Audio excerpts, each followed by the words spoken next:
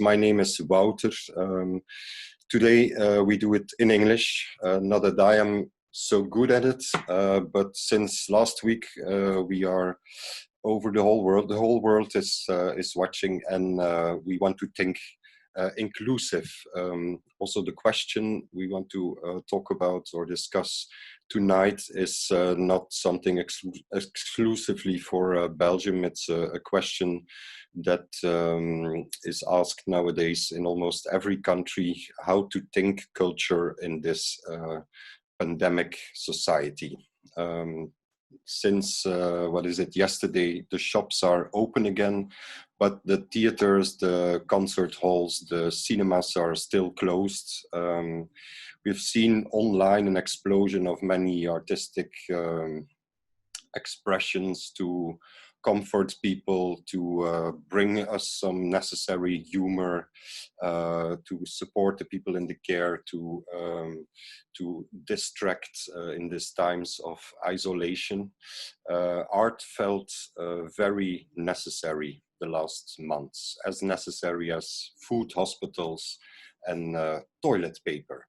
But today, as this exit, so-called exit, is running again without culture, we need to zoom out and to dig deeper at the same time in the situation we are in, how to survive this virus as artists, as cultural institutions, as society also.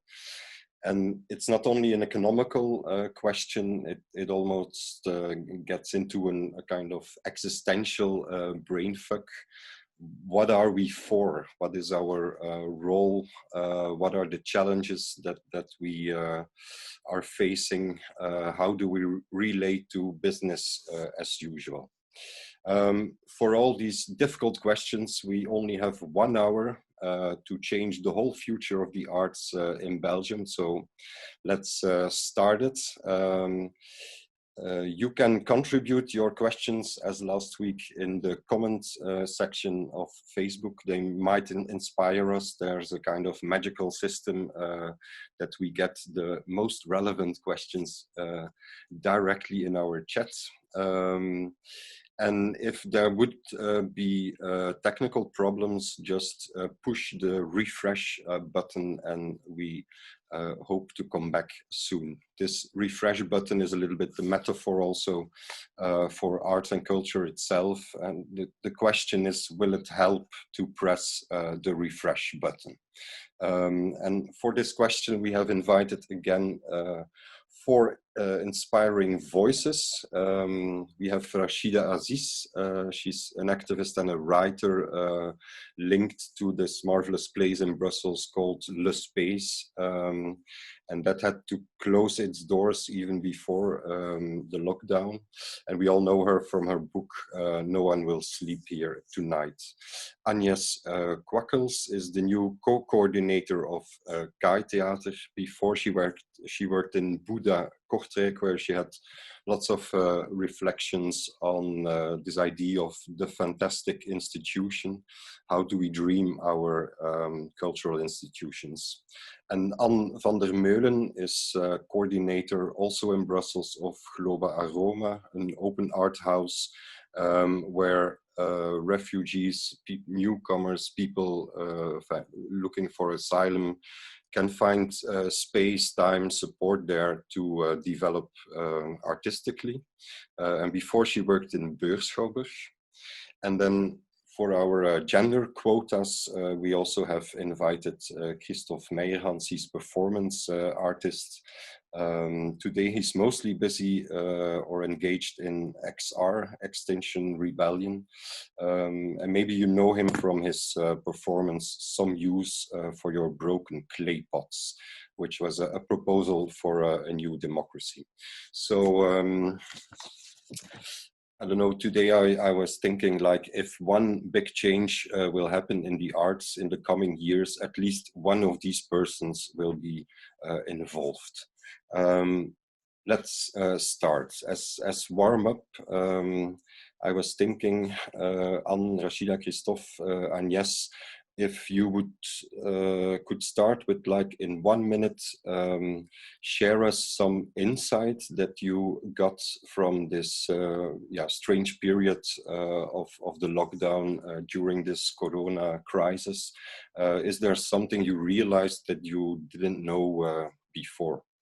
And maybe Anne, I would like to start with you. Hello, thank you for inviting me. It was my main insight was actually kind of a reminder that actually you have to think out loud, act and experiment in the now and not wait until there is a tomorrow, because I don't know, or we don't know if and when there will be a post-corona. I'm actually a bit doubting if there will be a post-corona situation. So try to experiment and act in the now. And yeah, so that was my main insight, try to shift, transform now and don't wait. Okay. Christophe, what would you answer? Well, I think actually what the thing that struck me most in this period is something I actually stopped or believing, or I doubted more and more, is that governments actually do have power.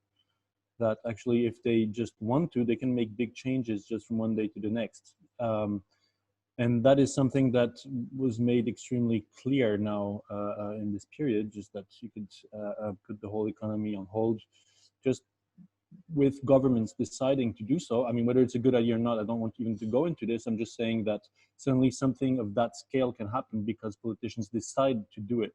And this is a very big thing, I find, because it means that it brings them back into the scene as having a responsibility and as being actually some kind of important role that they have to play. So that's actually kind of good news in a way, I find.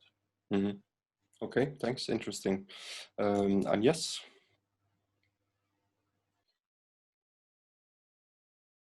No, voilà. I was thinking that for me, one of the unexpected impact of the corona was what it made invisible or visible. Theater suddenly, what we normally make invisible was suddenly invisible, but there were also a lot of things that were normally invisible that suddenly became very visible. Mm-hmm. How segregated our city is, or how racist it could be. Mm-hmm. Make the asymmetrical position even more visible than before. Mm-hmm. Okay, and Rashida? I actually learned the importance of essential oil of clove. I had clove, kruidnagel. Mm-hmm. Okay. Yeah, I had an abscess on my tooth, and what I usually do when I have something like that, I go to the dentist and I would get antibiotics, and I would always take them. I couldn't go to the dentist. I didn't know what to do. I asked for a couple of friends and connections about what to do about it, and somebody reminded me that I have a whole stock of essential oil at home, but I never even thought of using essential oil for an abscess. And so I made my little potion with the oils that are good antibacteria and so on. And I had to puff on my tooth, and actually after 5 puffings, 24 hours, the abscess was gone, the pain was gone. I mean, even with antibiotics, it would have taken a week. It would have took a week, and now it's just 24 hours, essential oil. So you mean it's a kind of metaphor of that we have more close to us than we think, or that we have more? Well, this is actually an honest answer to the question of what I learned, because for a lot of things that I heard around me here are things that I completely agree with, but it's not what I learned during this period. What I really learned is that, for instance, planting, I've always been telling myself and everybody, I don't plant because I don't have green fingers. That's not true. I don't plant because I never got the knowledge to do it. And so I looked up the knowledge, and now I have plants and they're blooming. And now I'm treating my own bobos with my own magic potions. And I really learned to do that during this confinement. Oh.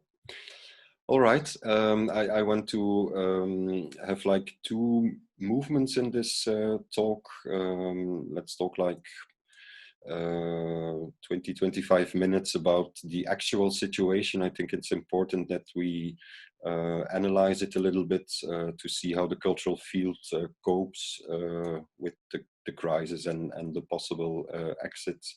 And then in a second step, yeah, that's like the biggest question always, the possible pathways for change, what needs to be done. And maybe I want to start with you, Agnes.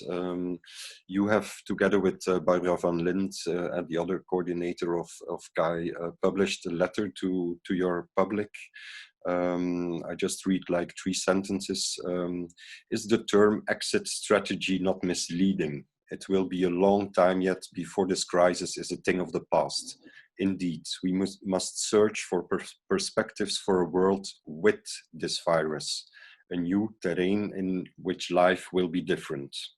Is an open up strategy not more appropriate?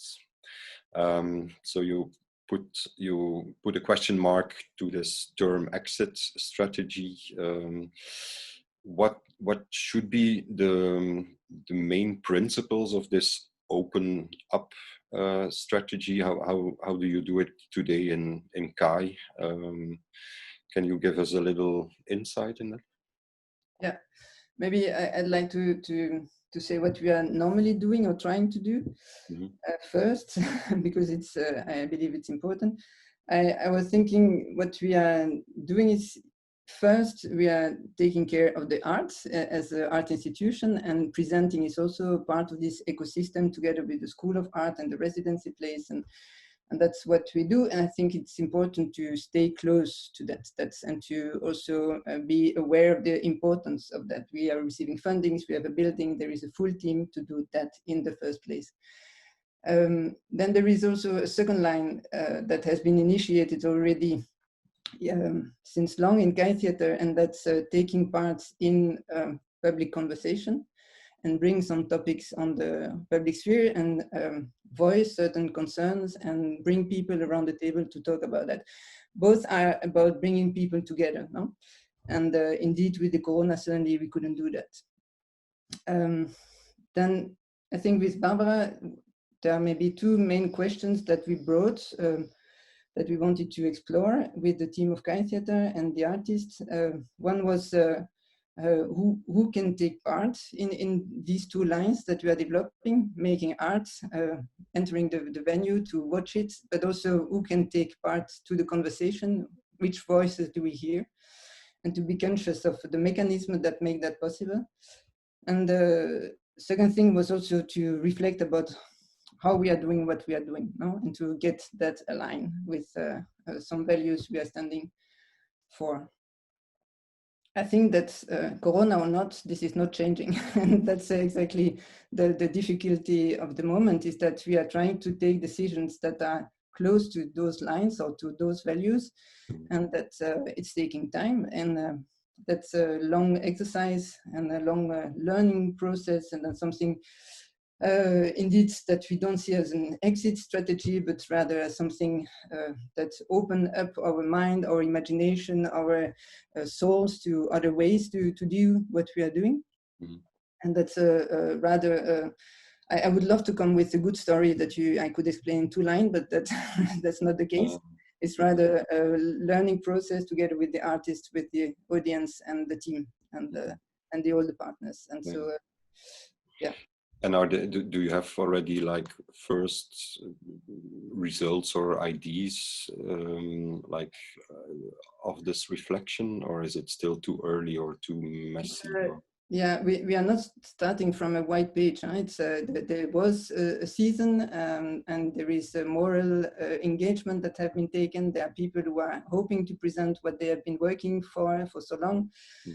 So some results, there are certain things that will just not happen because there is no rehearsal time, and some other stuff that are still on the program, and we are trying to understand how we can realize that. But we are also trying to understand how we can voice all those questions that the corona is made visible, on the program, and to make room for that and understand what does that mean. Mm-hmm. Yeah. I was also intrigued by one sentence in the letter. We will be led by a search for alternatives, ways of coming together, rather than alternatives to coming together. It was difficult to grasp exactly what you see as the difference between alternative ways of coming together and alternatives to coming together. Can you explain? It's a beautiful sentence Barbara has wrote, so I will try to project myself into it and interpret it. How I'm reading it is that yeah, when we decided to close the theater for 3 months, suddenly we realized that for sure we are presenting art, but mainly what we are doing is bringing people together. That's the first thing we do. And all the organization is really working towards this moment where people are together.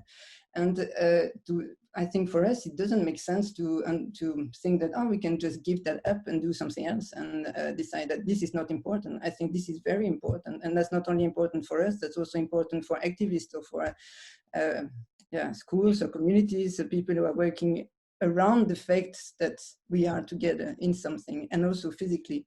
And that's also part of the exercise and the learning process that we are now engaging, is understanding how we can do that still, and not decide that, we don't need that, we can do without. Yeah. Because everyone is doing exercises now, like if we follow the measures, then it means that we can get in, I don't know, 10%, 20%. I read today that in Holland they will reopen the 1st of June with a premiere in ITA, International Theatre of Amsterdam, for 30 people. I've had it's like... we are doing this exercise also. We are counting the seats, we are counting so many bubbles together. Maybe they can be 8 sitting on together or something like that. That's really not totally convincing, and there will be for sure things that we won't be able to realize financially. That's first, because on the stage they cannot be with 10 or 20 dancing together. That will not be possible. And we will not be 700 looking at it. So. Okay, thanks. In Kai Theater, the reflection is going on, let's say. Anne, jumping to you, I understood that Globa Roma did not close, although your atelier is closed now because it's not possible to keep it open with these measures, but that the organization itself is still working, that no one is put on temporary unemployment. What do you do then, or why was that a choice not to stop your practice? At the beginning of the quarantine, we were thinking, okay, what are we doing? So in Globa Roma, we work in proximity with a lot of artists and creatives, and proximity doesn't always need to be physically. Of course it helps, but let's try to redefine this proximity.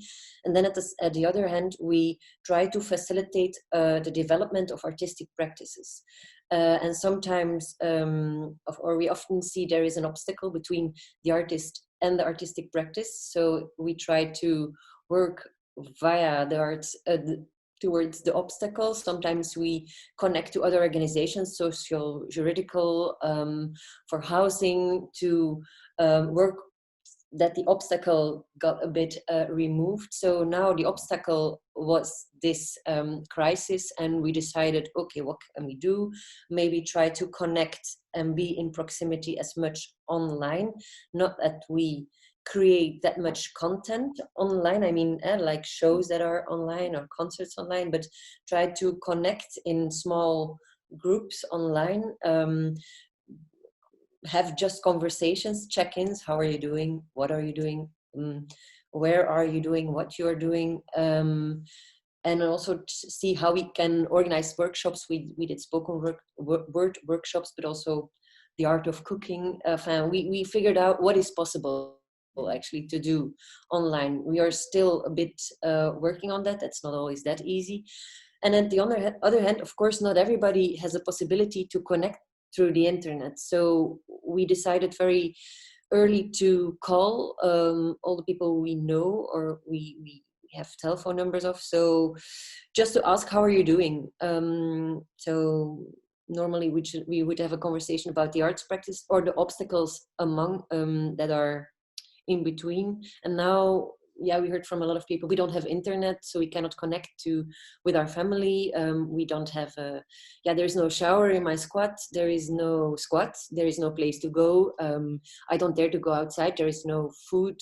I don't dare to go outside because there is police. I mean, it's difficult to get some food. So yeah, normally we would work together with organizations to work on these obstacles. So we called a lot of social organizations, but discovered quite early that there is a lot of pressure on these organizations at the moment. So we started to think out loud, how can we support what you're doing? And then, yeah, because actually there was really a need of a place in the city center of Brussels where people could come to for basic needs such as food, clothes, toilet, shower, and internet. So I thought, okay, we can open up Globa Roma, but the infrastructure isn't not that easy. So we asked the Beurschouwburg with those beautiful doors to collaborate and to create a place where people could come and have some basic needs. So actually our support is still facilitating an artistic process or an artistic practice, but we are just offering or facilitating or supporting by working on the obstacles. So it's a very small transformation of the mission, but only we try to work with the context, because the context Corona creates new obstacles. Mm-hmm.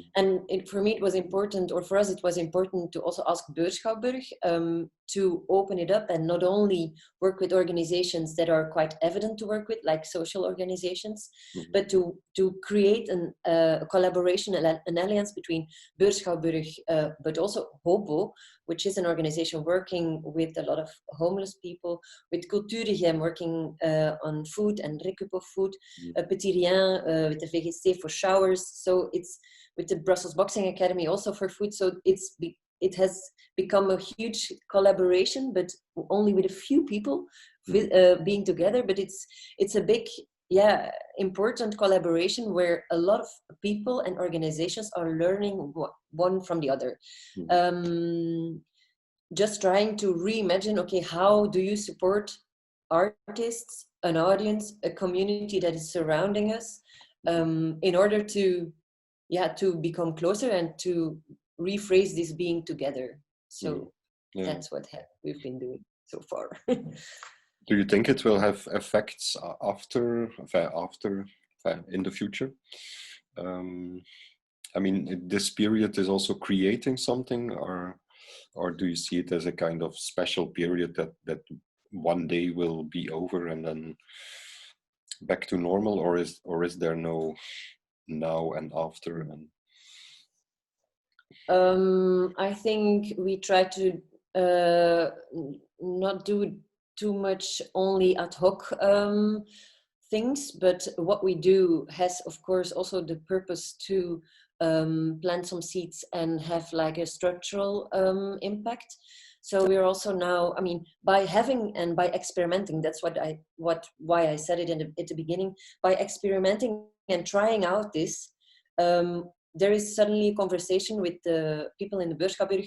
Okay, in end of May, end of June, this won't be over. Maybe the virus will be less present, and we never know. At some point, the virus will be less present, but there are still people surrounding us here, this building, this infrastructure, that might have specific needs, let's say obstacles that are in between them and, for instance, the arts. So how can an institution think of trying to support and facilitating the yeah, these obstacles. So, and we are having this conversation, how can this also have a next phase? Now we are working together with Hobo. These people are really learning us so much. I guess so many people that of Beurschaber, but also of Globaroma, we never had a conversation. We never connected that much with the people that are now coming to us. So we are really learning how to connect to so many people that are surrounding us. And by collaborating with a social organization that has a lot of experience in this and also is guiding us, and let's say, of course, I'm sure it will plant some seeds and make us think of how to use at least one of these doors that are a lot of time empty or closed, to rethink how you can open up these doors for a specific obstacle to remove. Or to how do you look then to other institutions or cultural organizations that have, like, maybe not stopped, but at least are closed now, that are like more into unemployment? Do you think, do you miss that others also think in the now and act with the context, as you say, or? I think it's normal that that at the beginning of this quarantine, people are a bit confused, and that of course you close the doors and you wait until it's over. So I won't judge other organizations, but I think when we are here in this situation, it creates an opportunity to also really redefine how you engage with people that are surrounding us and with an audience, let's say, because Agnes was talking about bringing people together and taking care of the arts.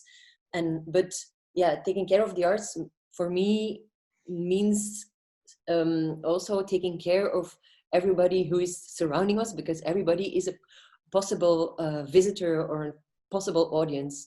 So and normally in a lot of classical arts institutions or organizations, there is an audience developer who is the one who is responsible for connecting with people. But now organizations have finally the time to really connect in different ways.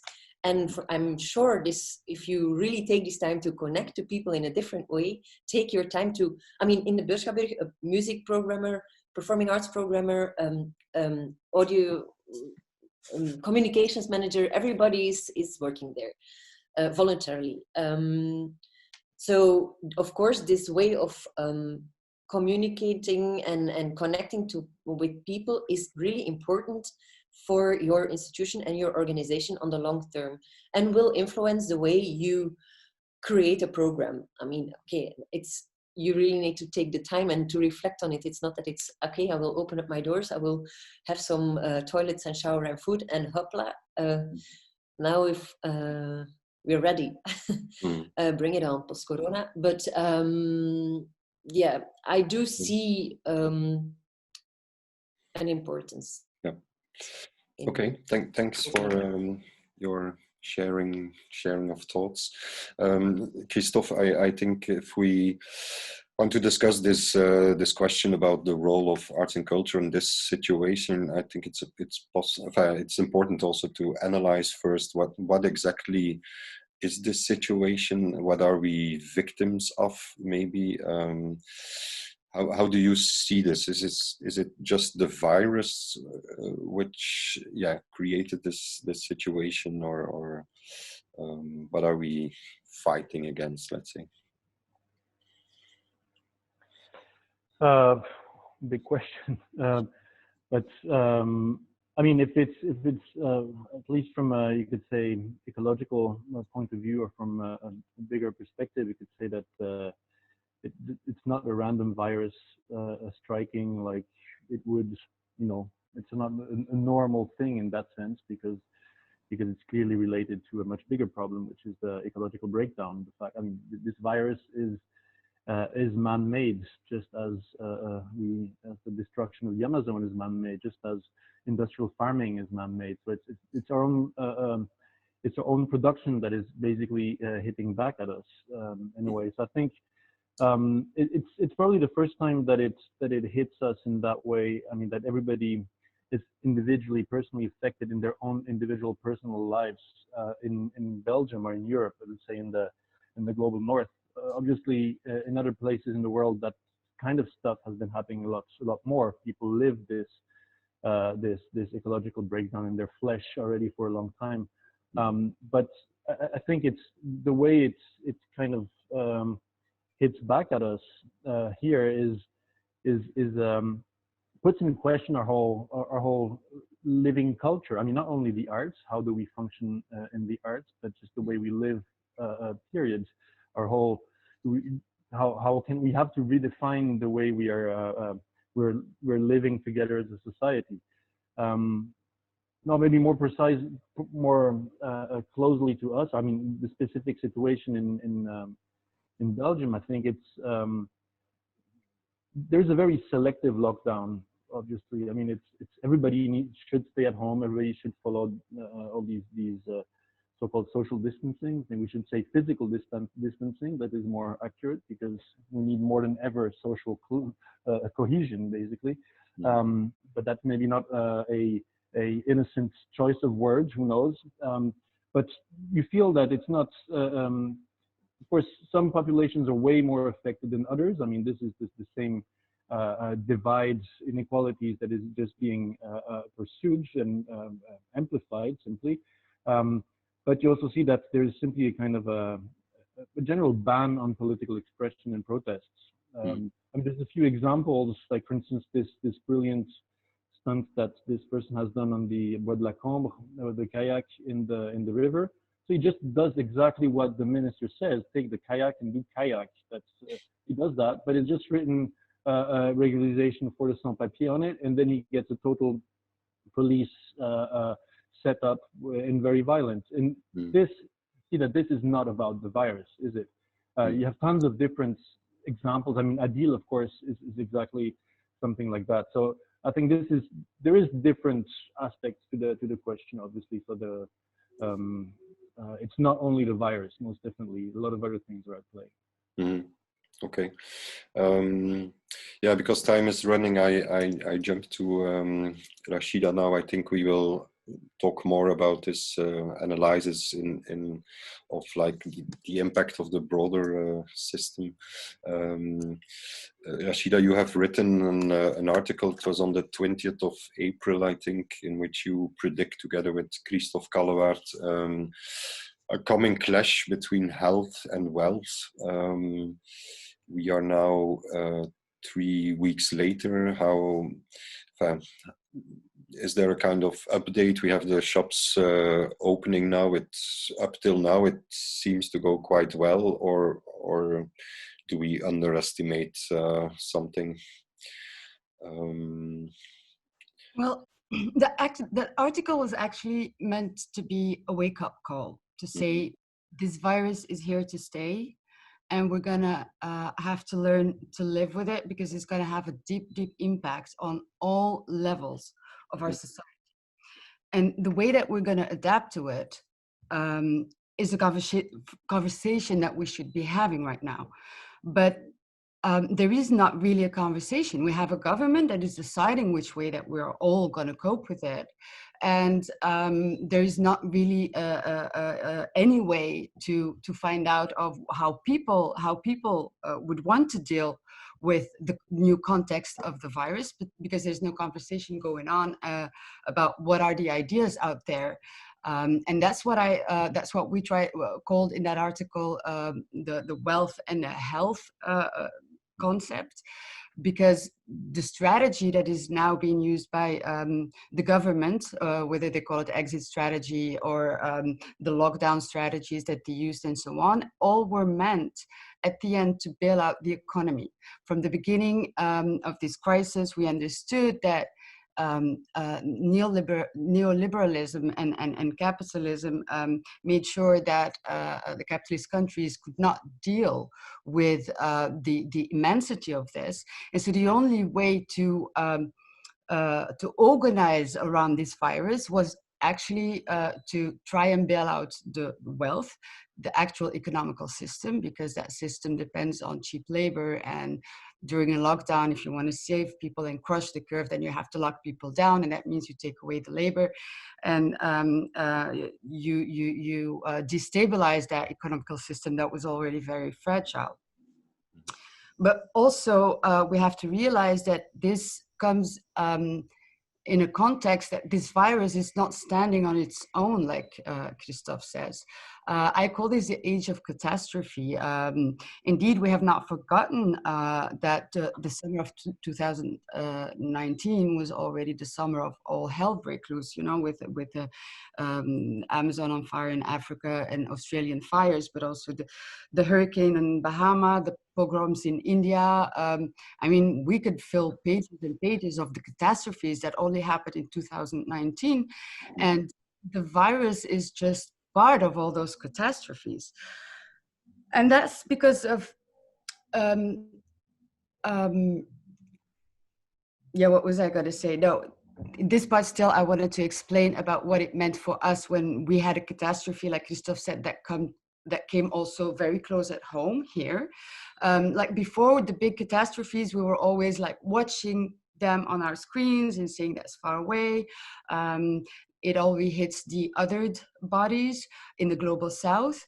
But when it comes close to home, how did we react then? Well, actually, exactly the same way we react when it's far from home, namely choose who are the people that count and those that don't count on a local level. We could see that when the government sent this communique to the rest homes to tell them, if you have elder people that are too sick, please don't bring them to the hospital. There was not even a public debate about this. This is just something that everybody just accepted as being normal, because we've been living for 500 years in this system that is based on this triage system, you know, who is worthy of living and who isn't. And knowing that the whole system of capitalism has been built on that for 500 years now, that since the beginning we needed to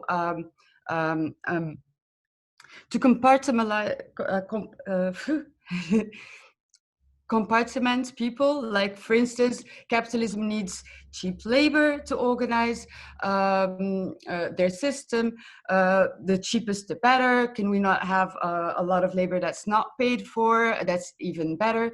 And that's how the system of patriarchy and racism got used as basis to this capitalist system, like slavery and the dehumanization of Black people led to very cheap and free labor to feed capitalism, but also women raising kids and taking care of all the care for free has nourished capitalism, but also separating the body and the mind, for instance, that permitted capitalism to exploit nature. And you have the impression now that this crisis makes that extra visible to. Not visible. It's just that we come to the end of the system, because after all these centuries of exploitations, you have all these exploited bodies that have been resisting to the exploitation. And we're in a moment of history where this all comes together in a culmination. We have had these last years movements like #MeToo that say time's up when it comes to the gender binaries and to this role that you attribute to women. We have movements like Black Lives Matter that say also what they say, Black lives matter, our lives do matter, because we live in a system where Black lives still don't matter. And also the exploitation of nature is coming to an end, because we have all these natural catastrophes are also nature's exploitation that came to an end. And it's all these movements that are actually putting more and more pressure on this system, and that makes us now deal with a systemic crisis of capitalism. And I think that's when you say what this would mean for art and culture, is how are we going to deal with this a systemic crisis of capitalism. What is our responsibility in this? When you say wealth and health, when we're going to defend the health strategy, with health, of course, in its broadest sense, and that is very important. Health is physical health, but it's also mental health, and it's also material and financial health and social health and so on. And the responsibility of the art and culture is that when you say movement, because what we need is a movement to propose something for this systemic crisis that we're in. When you say movement, you say art and artists, because without art and artists, there is no movement. And what it means in terms of responsibility, I think, is what we should become aware of now. Mm-hmm. Do we see it? I mean, in my impression, you have like big calls for solidarity, and at the same time, you feel, or my impression is that many people, institutions, because it's such a difficult situation, are like, yeah, trying to survive themselves individually. If maybe there is more a call for solidarity than there is actually solidarity. Yeah, how if you ask for a movement, is it possible? And then the question is like, what is the first step? But maybe I have to ask the three others how they would react to this this proposal. I could call it, I think, of a movement. I think maybe Christophe, you are already busy with a movement. I don't know how you relate to what Rashida is saying. Yeah, I relate totally to what Rashida is saying. But when it comes down to the role of arts, I think it's arts and culture.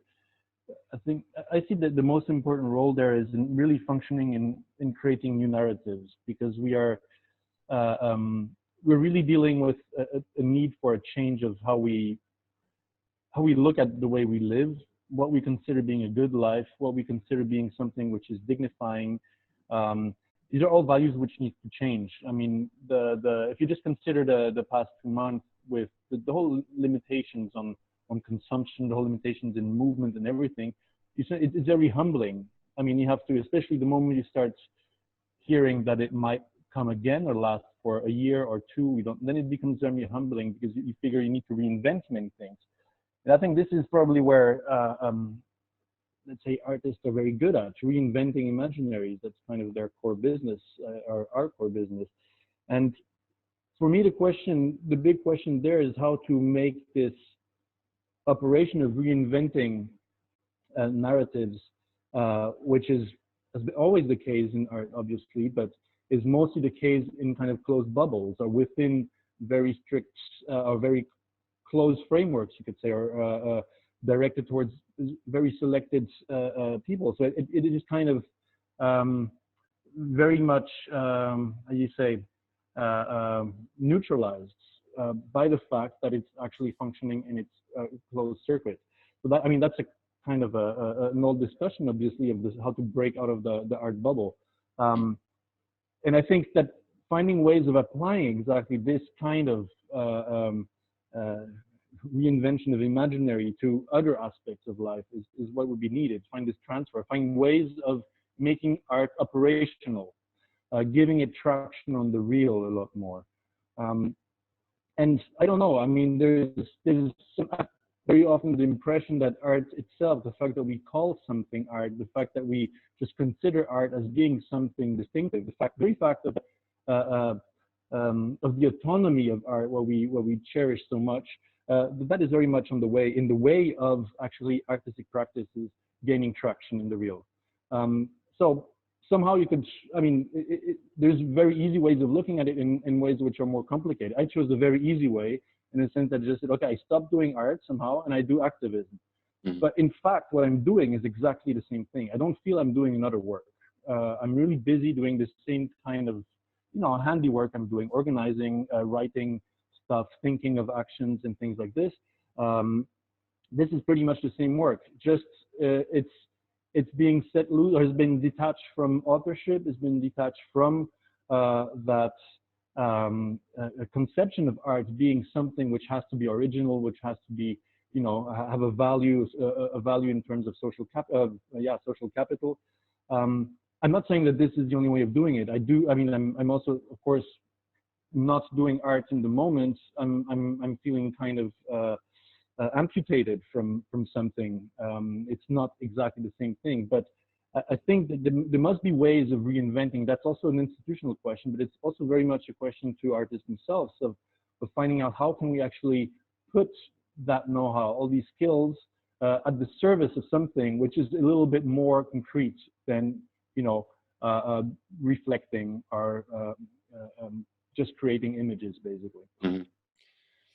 Yeah, I think what you say is maybe more easy for artists, like seeing not a big difference between, let's call making art and activism. But I can imagine that it's far more difficult for institutions maybe, and that there is a kind of opposition between doing artistic activities and doing activism.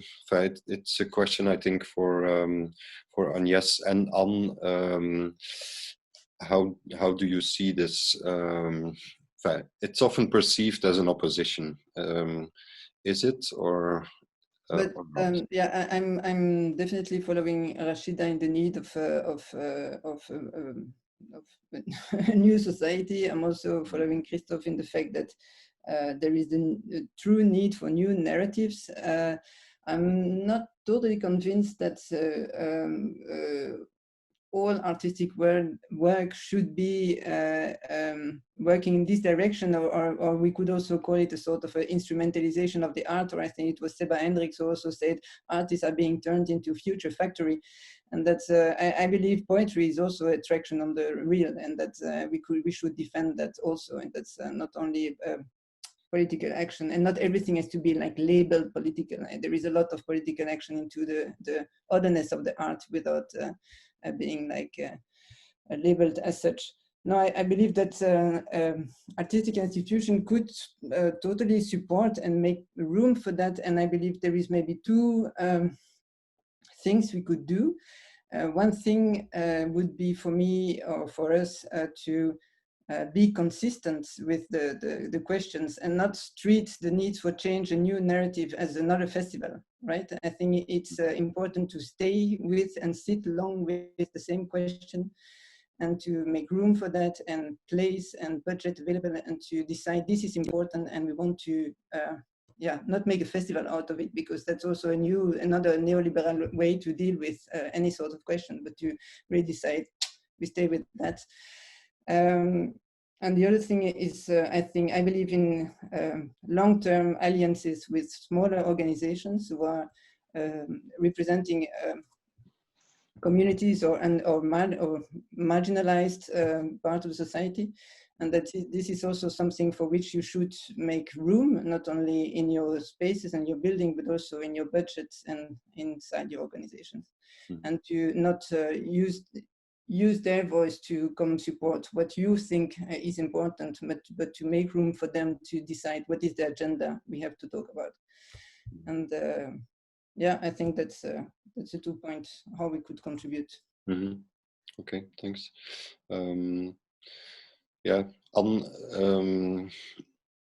How do you see it? I don't know. We talked a little bit yesterday already, and then you said like, I don't see a difference, or in this acting in the now, as you defend it.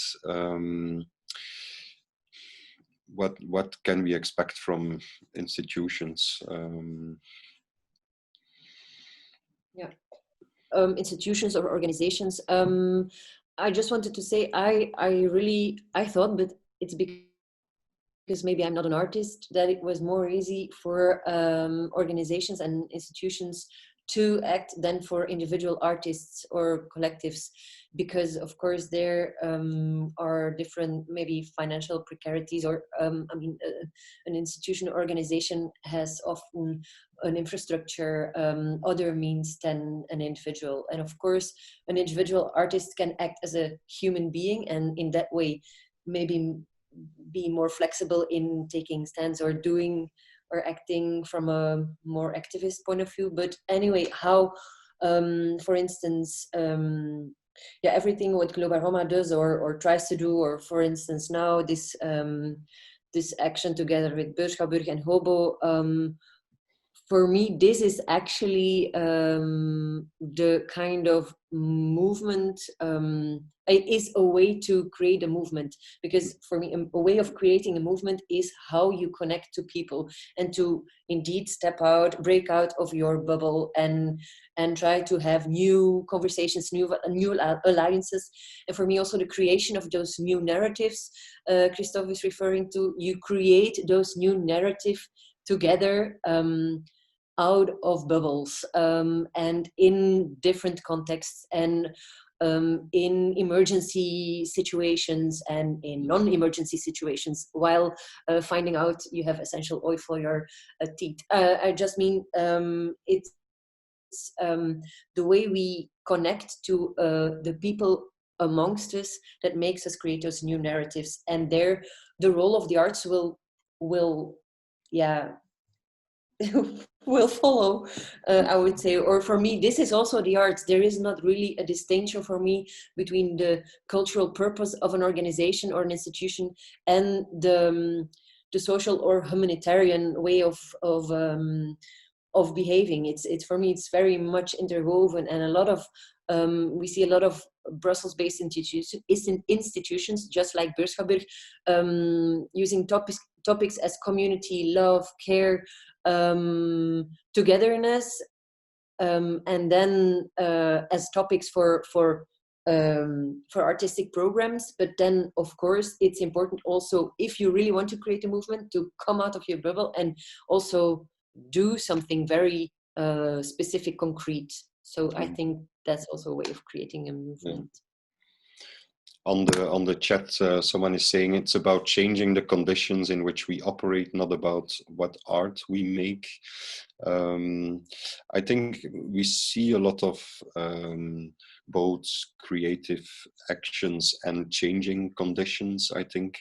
But I always wonder if that is enough in a way, or it happens in different places. I don't know, Rashida, do you have the feeling that we need a more common strategy, or and what would then be the first step to take if we all are like sitting isolated at home? Is it even possible to make a movement, or how do we start it? I think the first thing the arts and culture sector should do would be break out of being a sector. I think it all went wrong when it became a sector, right? Rather than being something that is part of a community, of a society in dialogue, in conversation, and that evolves together.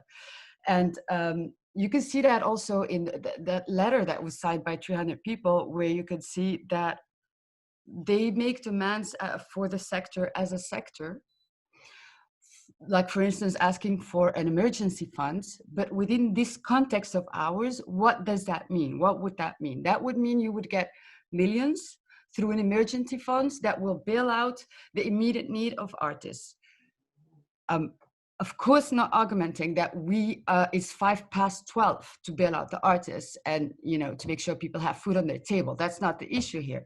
But what does that mean to ask for it in the way they did within this context, is that you're actually making a loan from some kind of loan sharks, because afterwards they will just again will be standing in line,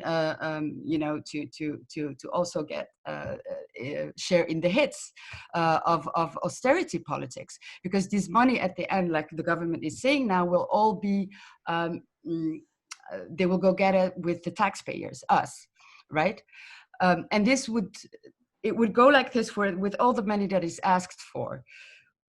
So as long as we don't challenge the fact that the money that would be given right now would be money that would be borrowed from our own pockets, that we also have to pay back tomorrow, then we're just postponing the problem. We're not solving it.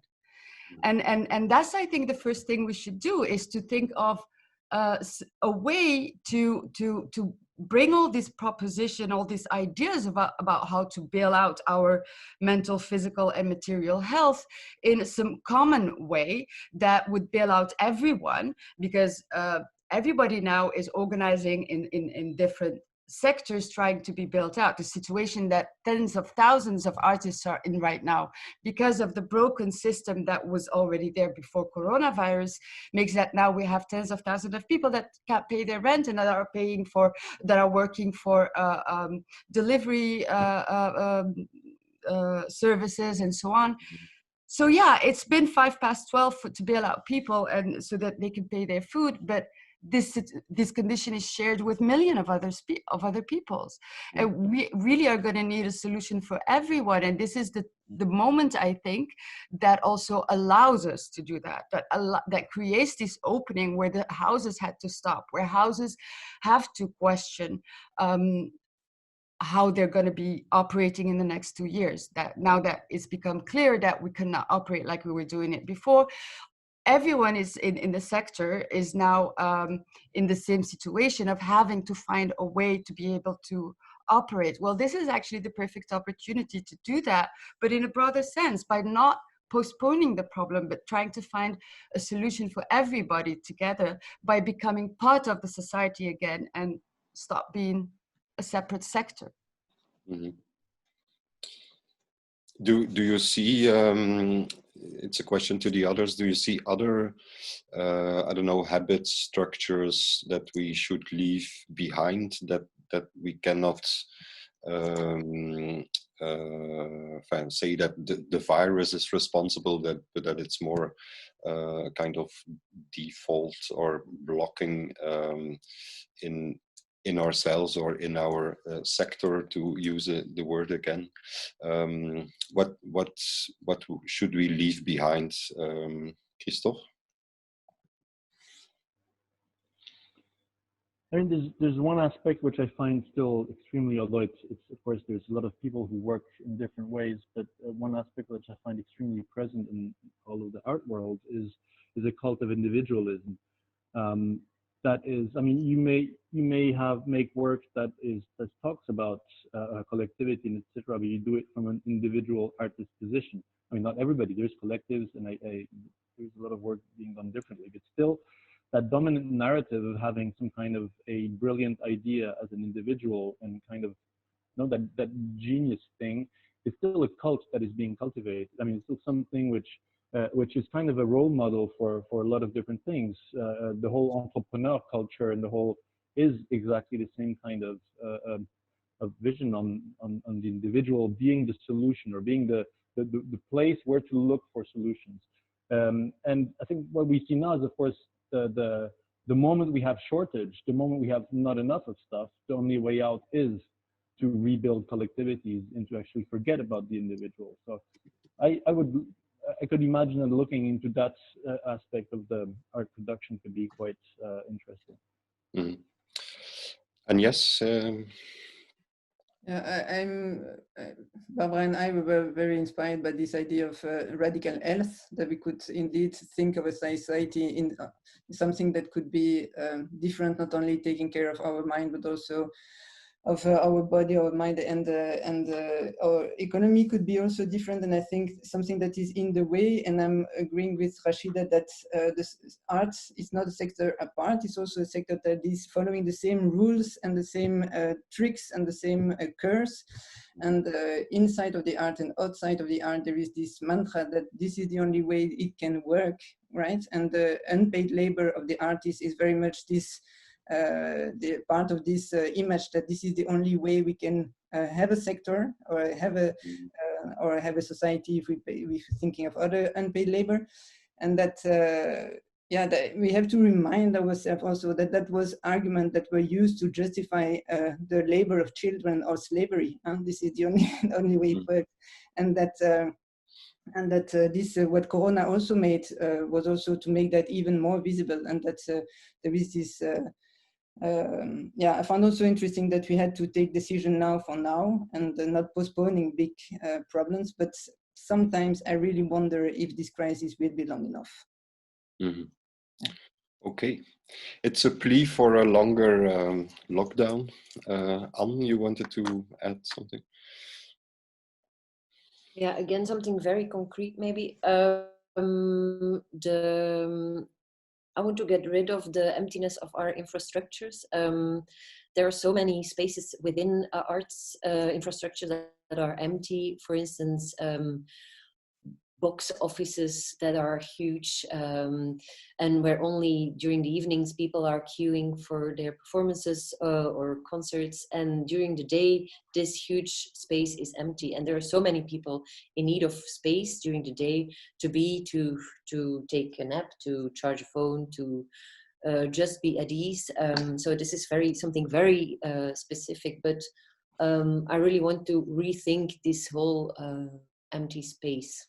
Or not me, but we. Yeah, I think maybe that's because we have to take a step to the conclusions.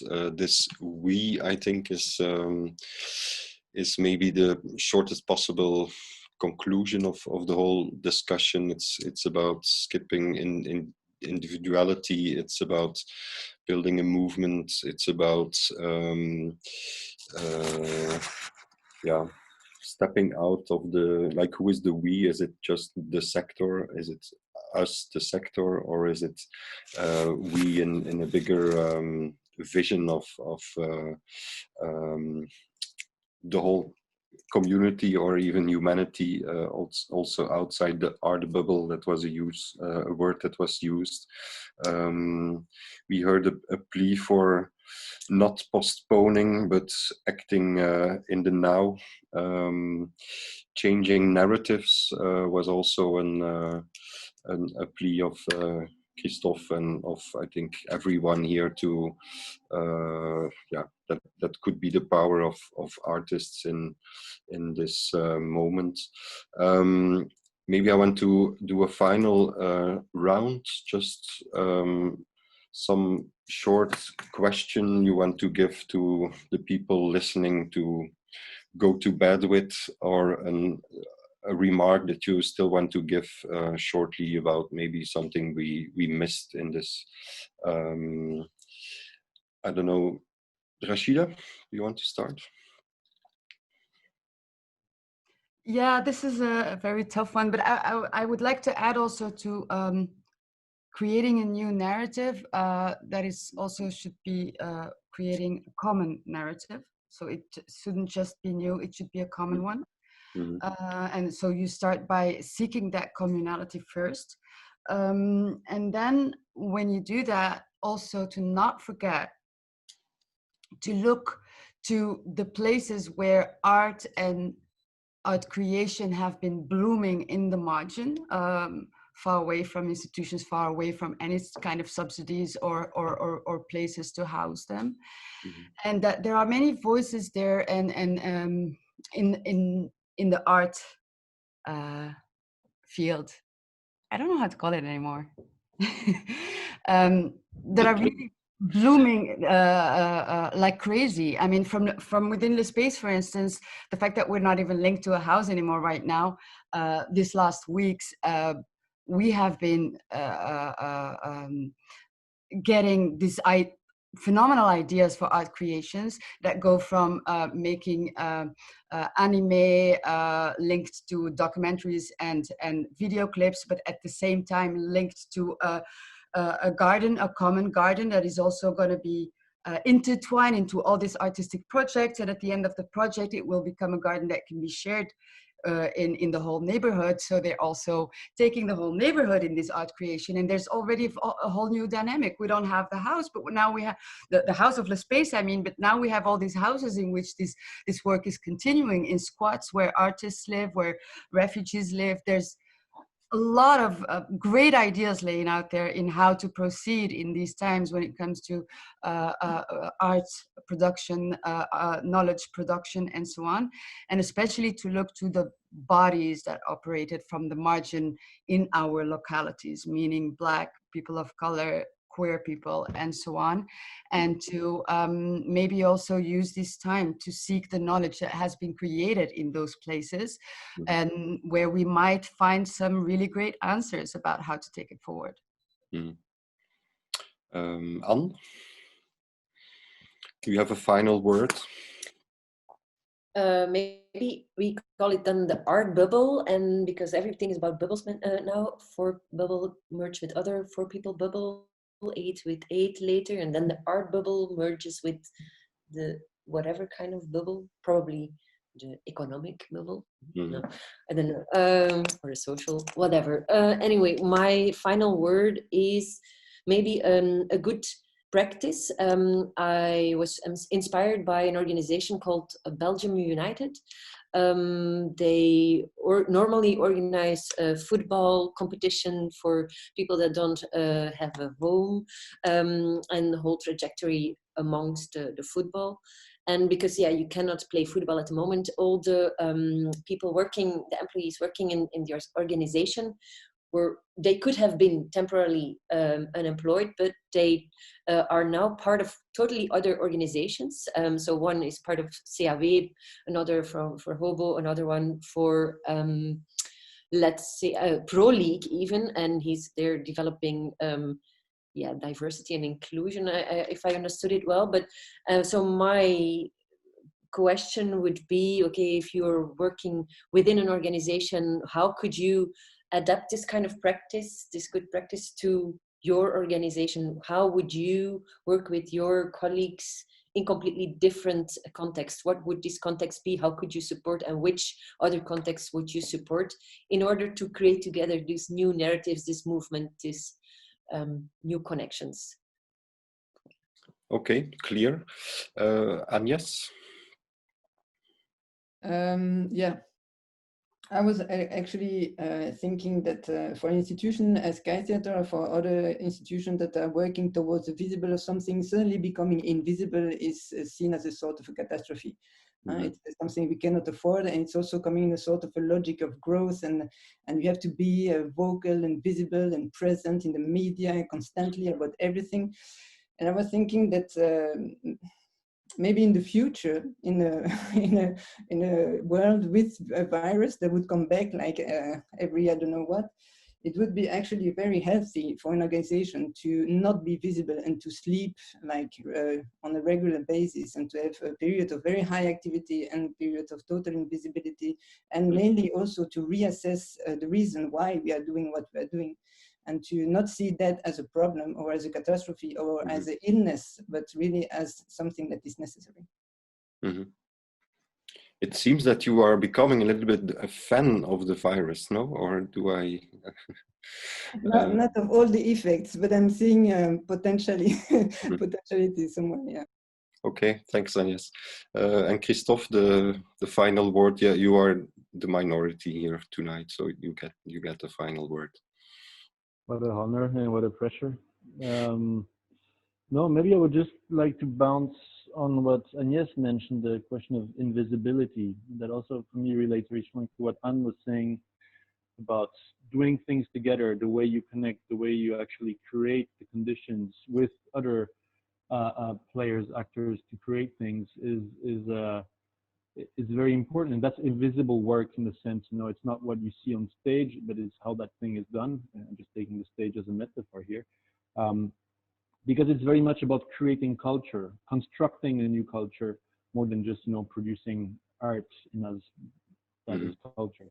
And so that idea of doing art in an invisible manner, meaning not producing it, it doesn't result in objects or in things that are on display, but it's the practice itself, which disappears because it's actually invested in other fields, you could say. I mean, I'm not saying everybody should do that or this at all, but I think there's just simply this urgent need of deploying all that capacity of invention elsewhere and contaminating. That's then where we could just get inspired by this virus, contaminating very quickly ways of doing.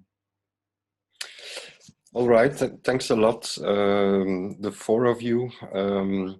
I would say time's up, and that can have many different layers. Of course, 1 hour is way too short to solve it all, but I think we got a good idea of possible directions here. There's one word that I was also mentioned by different of you. It's called proximity. Maybe that's something to think about.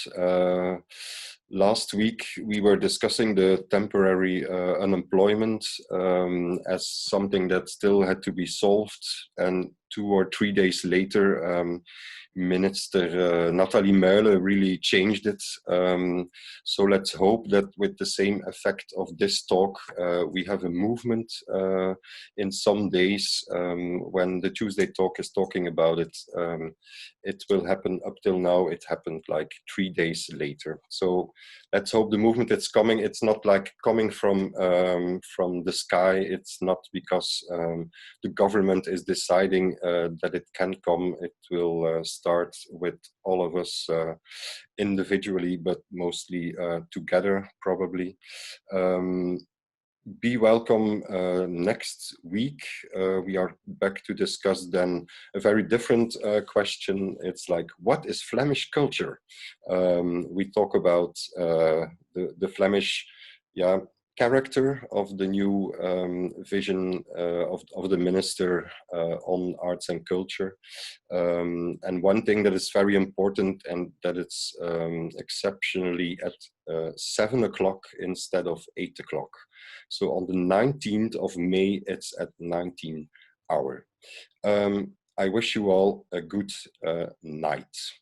Bye-bye. Thanks for listening. Thanks to our 4 inspirational speakers. See you next week. Bye-bye. Bye-bye.